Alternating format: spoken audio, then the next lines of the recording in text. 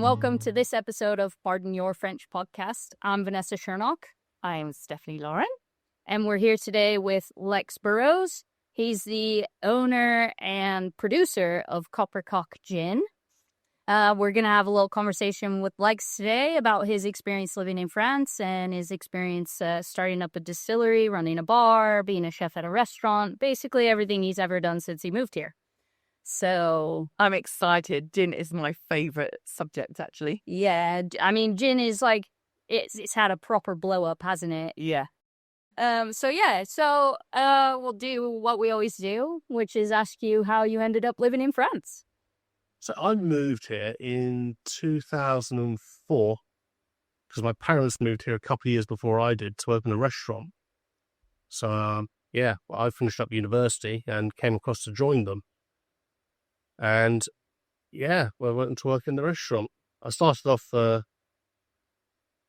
decided I didn't want to be in the kitchen. I'd done some chefing work at university and stuff, but nothing serious.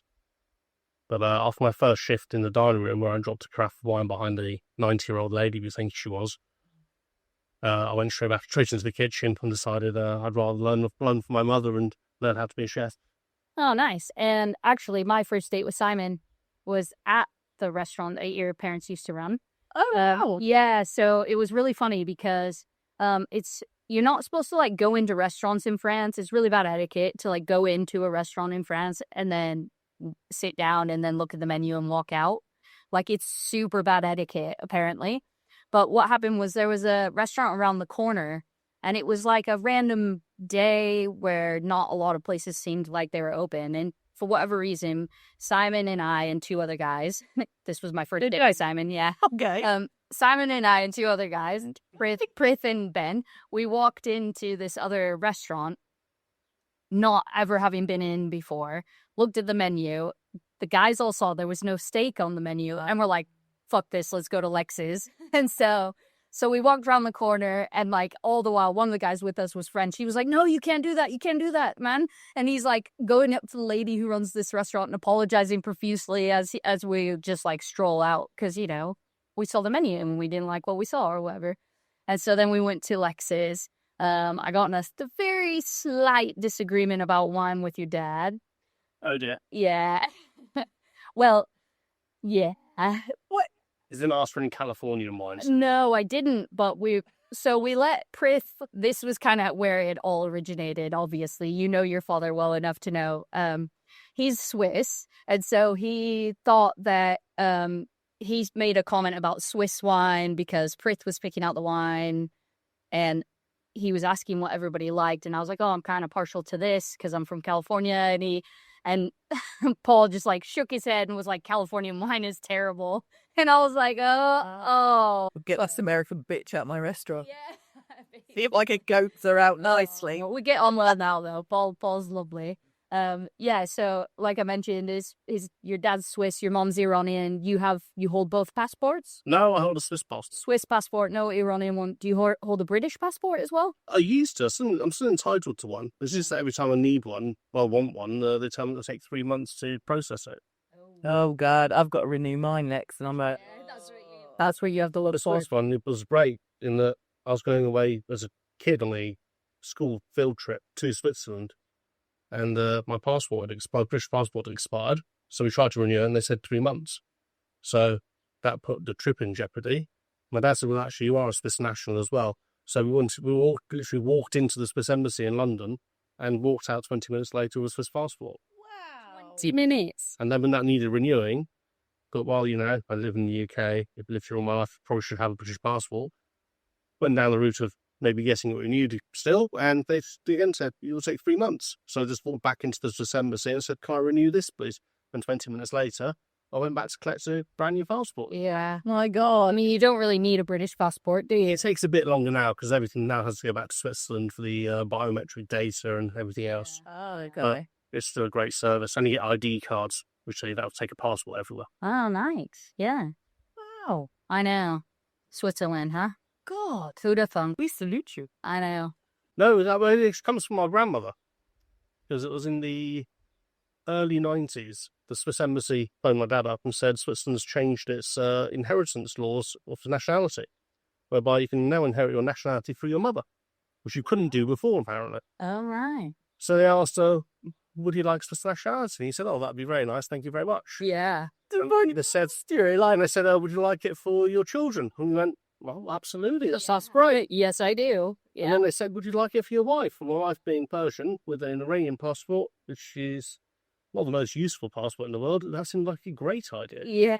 Oh, that's incredible. That's like winning the lottery, isn't it? Yeah. That's that kind of, oh my God, is this actually happening situation? Like, I never hear of things like that. That's a great story. Wow. It's really cool. So you worked in the restaurant, and then your parents basically decided to retire and close the restaurant.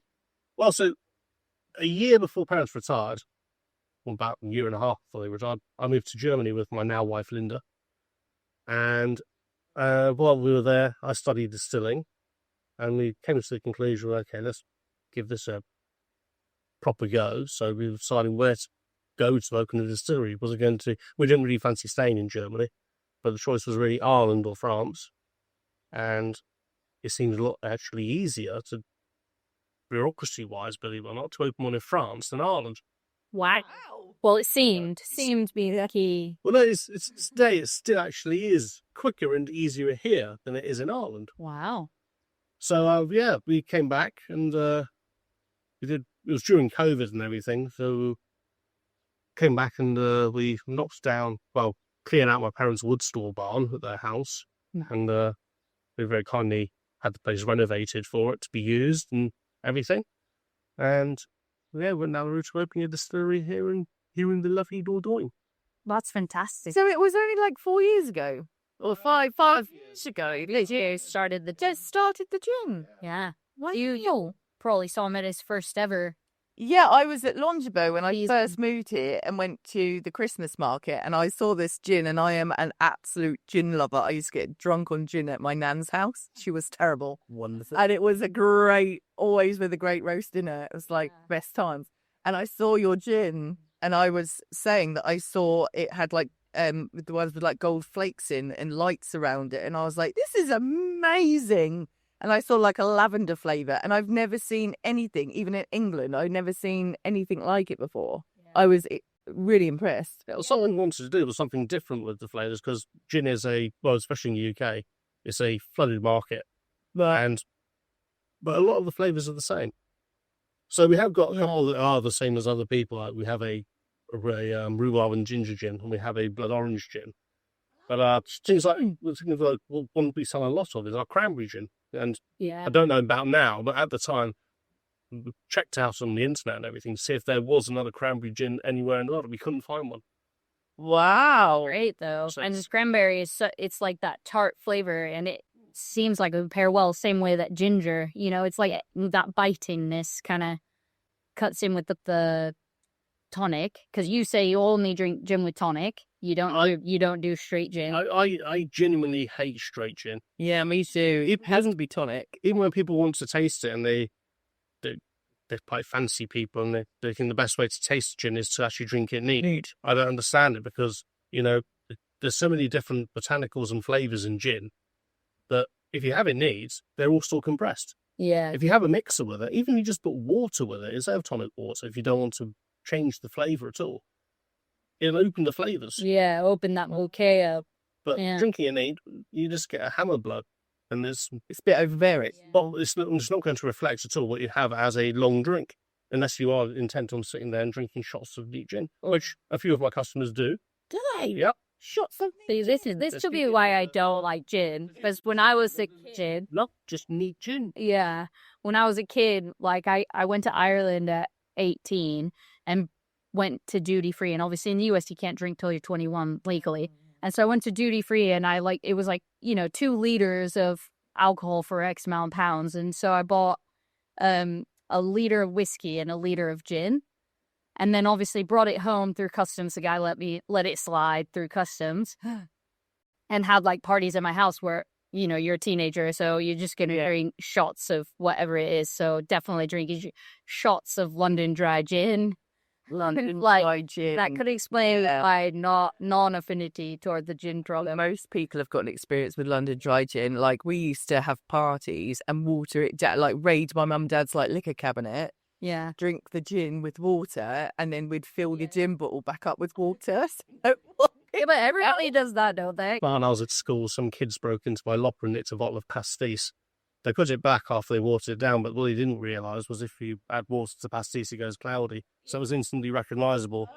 That somebody watered. That and you actually walked into the room and it just smelled of aniseed. yeah, I think I've tried that once. Not for me. Not for me. So what's this blue flavour here? So that's raspberry and lavender. Oh, wow. And it changes color. It does. Does it? Yeah. We finish it with butterfly pea flowers, which we get from Southeast Asia. And it makes the gin go blue. And then when you add tonic to it, it goes a sort of pinky, lighter. I've got some tonic, you know. Like I think after we have a little break, we should do like a little example. Yeah, Example that's for those amazing. Yeah. Wonderful. Lex is like, I like gin. It's always gin. Yeah, He's always gin. I Yeah. love that. I know. Well, this is another reason we started later today was because I was like, well, we might end up drinking and we got to Buying the produce. So what flavour is this one here? That one's the blood orange. Yeah. So we infuse it twice. We put blood orange juice in the pot. We put blood orange peels in the vapor basket. And then the second infusion actually comes after it's been made. It goes back in a barrel with a lot more of the orange skins. Wow. And how long does that process? I mean, I love gin, but I've got no idea how it's made. So how long does that process take? They all take a bit different times in that it depends what fruits we're steeping afterwards, because that's where they all get their colours from. So it's all natural. There's no chemicals or anything in these. Amazing. Which does mean that they lose their colour over time. Oh, right. Just- Yeah. So, like, if this sits in a bottle for a year. It's in the bottle, especially in sunlight, you fade. Oh. And some, if they're still in sunlight, they can fade quite quickly. They keep their flavours. The flavour doesn't change, just the colour. Just the colour seem natural. But yeah, for London dry gin, it's a relatively quick process, really. We start the maceration 24 hours before we run it through the stills. And once it's come out the still, usually wait 12 hours, 12 to 24 hours before we water it down to 40%. And 40%, then it's drinkable immediately. All right. Wow. Sometimes it looshes. So, which comes out the distillery, it's 100%. When it comes out of the still, it's usually about 82 to 86%. Like, make you go blind type of alcohol. Like, you couldn't drink it. The occasional test as it's coming out, but you're drinking it, you're tasting it. Oh, my goodness. And I love your branding. Yeah, that is new, isn't it? This is Yeah, incredible. it's changed it. So it's O Coq, and it used to be spelt COCK, because it was a bit tongue-in-cheek and was a bit fun. Yeah. And no, you It know, didn't go down. some It people didn't loved go it. down well on the internet searches, did it? No, that was one downside of it. There were people that are saying they tried Googling the brand and got inappropriate things. And yeah, so because we decided we decided then towards the end of last year what we're going to do now, so concentrate more on the distillery and sort of wind down the bar. So, well, okay, we're going to sort of have a mini rebrand. So we spelled the spelling of cock to the French way of COQ. It does reflect the fact that, you know, it's more French. Yeah. And yeah, so we contacted a guy called Julien Lefebvre. I think that's how he says now. It's quite complicated. Lefbevre. Yeah, Feb. Lefebvre. But really great guy, and he did all the design work for us. Oh, did he? Yeah, that's Oh, for some reason I was under the impression it was your mom's art, handwork. The original logo was my mum's. Oh, right. Okay, so when you made the change. It's like when we were making the change, he asked if he could change the cockerel, and we said yes, he can. Nice. So yeah. Yeah, so you had all this changed before you did the Christmas market in Paris. So yeah, so tell us a little bit about your experience at the Christmas market in Paris, because obviously markets are such a huge part of how small independent businesses function in France. If you're selling merchandise, food, drink, things like that, you do markets, don't you? Yeah. And you did a lot of markets around here. Doing a lot of markets around here. You know, we kind of have done this area of France for the past few years, and we decided really what we want to do is take it to another part of France with a bit of a bigger audience, and let's see what happens with a Christmas market. You know, wow. And So- Paris is Paris being Paris, the Yeah. most visited the city on Earth. And the most famous Christmas market in Europe, apart from maybe Cologne? Yeah, Strasbourg. Famous as well, yeah. But we opted for the one in a place called La Défense in Paris. And it's the biggest one in the whole of Paris area. And even though it's still about apparently half the size it used to be pre-COVID, it's still absolutely enormous. What we didn't know was they were going to split it into 2 sections, but not even split it equally. So there was one section with 8 stands and one section with 180 stands. Oh my God. Right? And you ended up We with ended up 8 stands. Section with 8 stands. Well, we did surprisingly well. There were a lot of people in this area with only 8 stands that didn't do well, and they one of the chaps, he got shut down after 3 weeks because he was hoping to pay the second half of the instalment from money he turned over. And then it had sells. pretty much not turned over anything because there was very little footfall coming through for most of the day. It was only in our section only got busy some evenings and at the weekends. It's madness because it costs a lot of money. I mean, even here, it's not cheap to have a stall at a market. Not really. Some of them are very cheap. Some of them are a bit more expensive. So you still have to sort of hedge your bets and give it a go. And you can sort of take it for the first time you do it if it's going to be worthwhile or a place you should be going back to. Yeah. But once you've signed up for the ones for a big Christmas market, like the one in La Défense, it's the longest running as well. So it started at the beginning of November and ran up till a couple of days before New Year's Eve. But you had rules as well, like you couldn't shut your stall. Once you're there, you have to be open. You have to have your stall open every day. There was one morning when I was rather late because we'd actually made some friends who turned out they were the coaches of Paris Stade Francais rugby team. No, I just the match. Did you do some gin? We had a few drinks and everything. Yeah. So the next day, I wasn't I wasn't the earliest riser in Wheeling. So I sort of meandered my way into town and thought I'd actually stop for lunch. And I started getting messages from the organisers saying, "Are you okay? Your stall isn't open." Wow. I replied back, say, "Yes, I've got an emergency on my hands. So I'll be there." The emergency sausage sandwich in my hands. Oh, yeah, I was about to sit down, Neil. Oh, you had a proper yeah, you well at a restaurant. 3 courses. When in France, does the Finch. Yeah, that's true. Yeah. I like So then I turned up at the stand and all the other stand owners thought, "Oh, Lex, sorry, they've been coming around, they've been taking photos of your stand." And I said, "Well, there's nothing much they can do about it. They've got them divided the way they have. Yeah. They even block people coming into our section when they think it's getting too full, and it's not.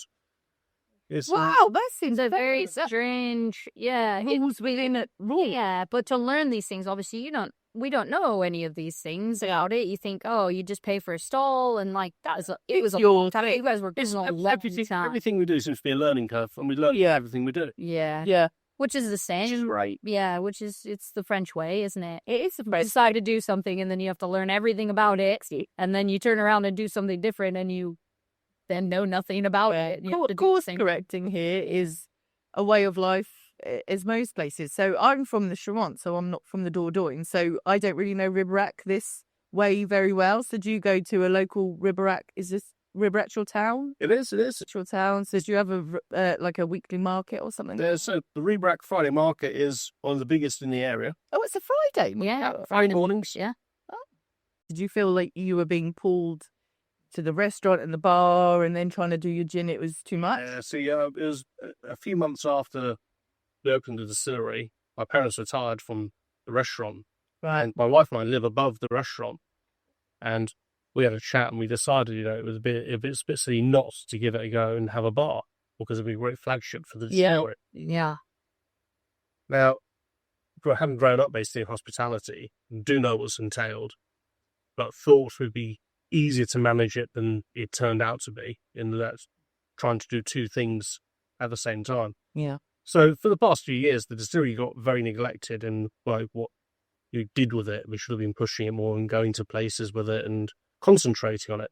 Yeah. Yeah, you just spend all your time doing running a bar. Yeah. Yeah. Yeah, which is a full-time career in itself. Is Just being a victim of your own success as well, because you're good in the kitchen. I mean, you were doing pub grub mainly. Yeah. It was very But simple. it was food. simple pub food, but consistent and good. Yeah. So I kept on being told that it's the best fish and chips anyone's ever tasted. got to see what, especially from English people. People were telling me, and I was like, I taught him. Yeah. There we are. Yeah.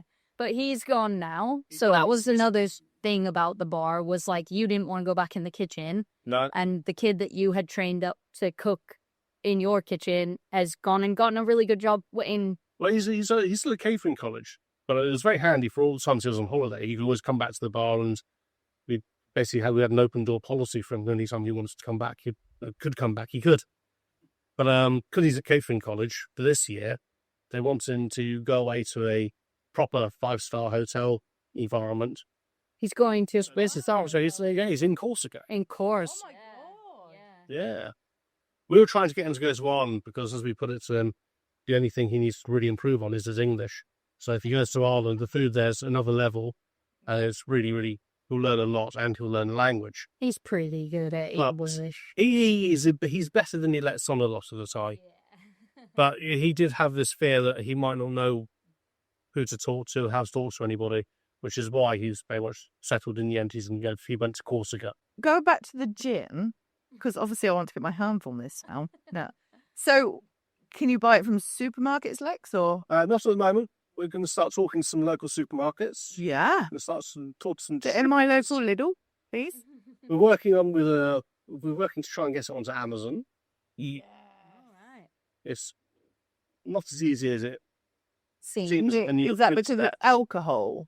It's because of alcohol, and trying to get someone to actually talk to from them is. Yeah. Oh, yeah. So- They don't have like a Robot. person Yeah. customer service. Yeah. We had a great chat with one of the people last year who basically told us we were ready to go. And then once we filled out the last piece of the paperwork, which we then did, and they were rejecting the excise number, which we even contacted the Douane, and they confirmed that this is the correct excise number.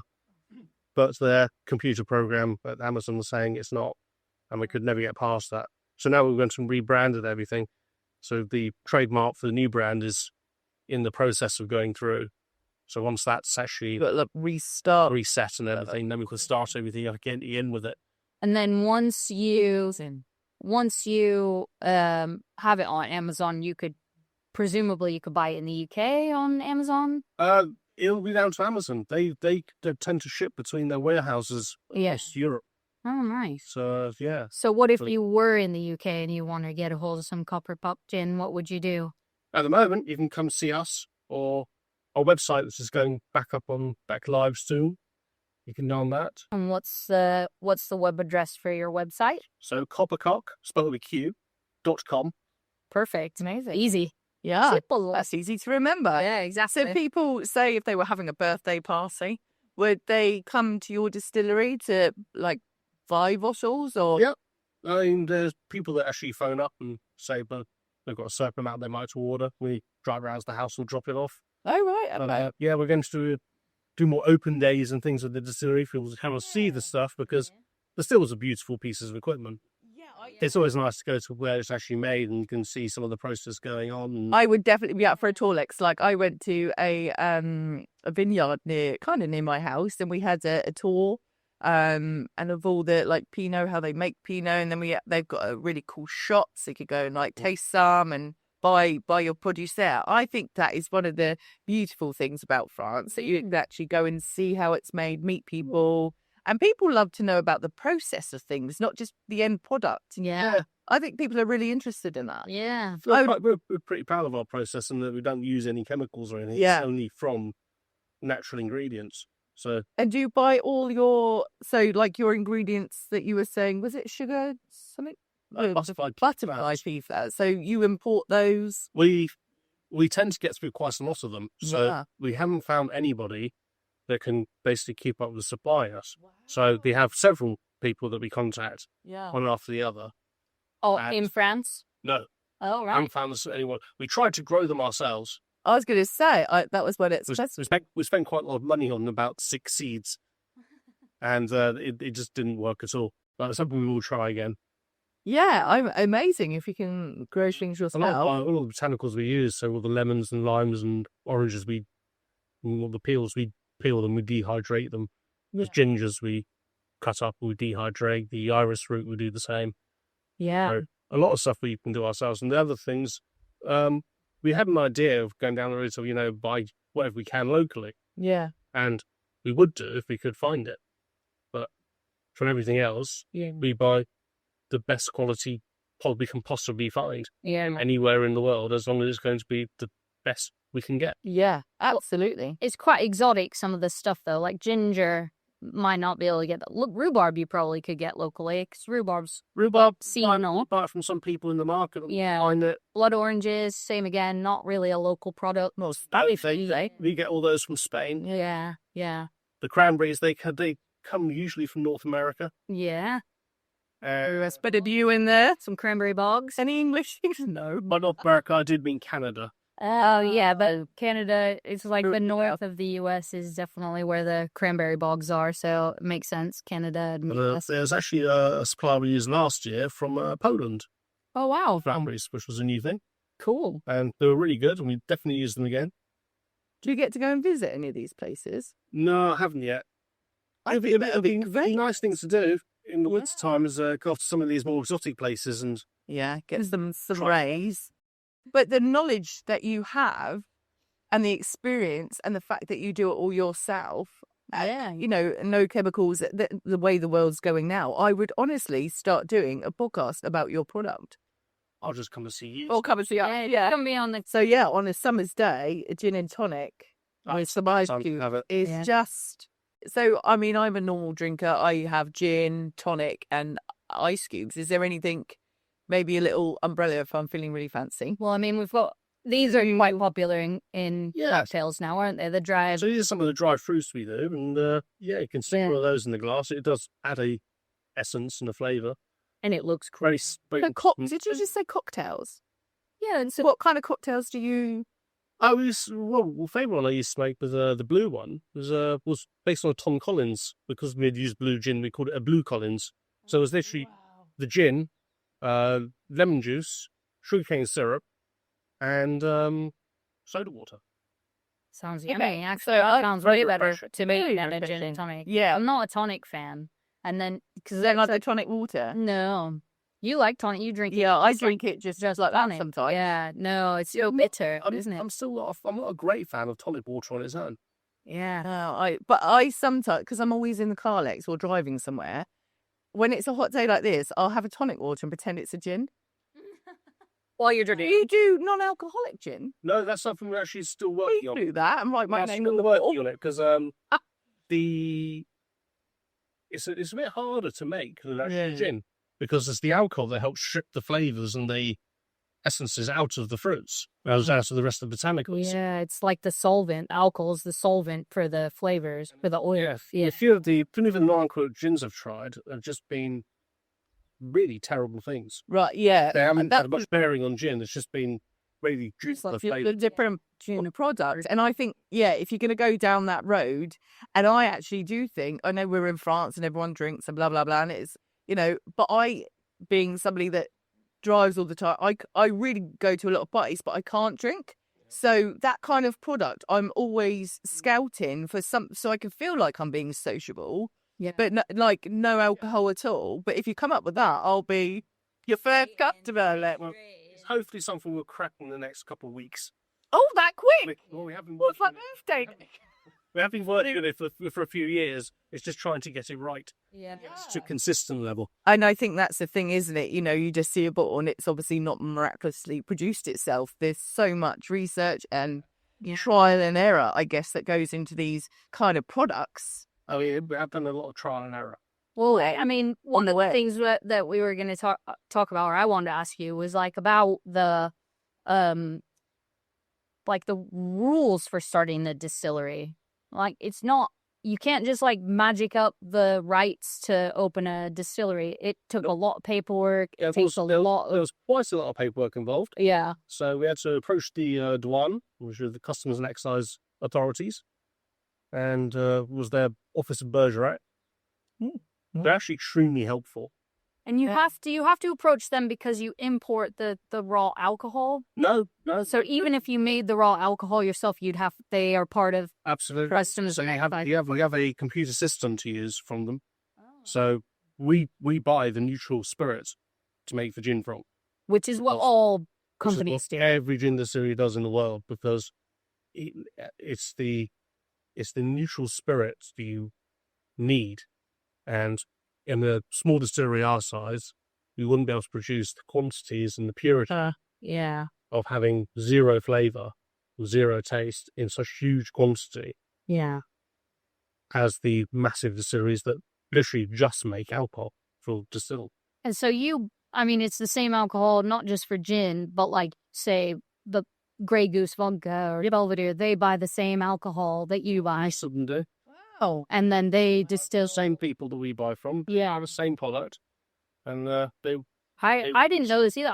when he says distill, I just think of like, up in the mountains, making moonshine, making your own, like, you're making your like 100 proof alcohol that then you turn from that into something else by adding flavors. Is coming out in full force now. I know. So how did you put those gold flakes in? Because when I first saw it, it was like epic. Yeah, so we buy sheets of Like flake. No, it's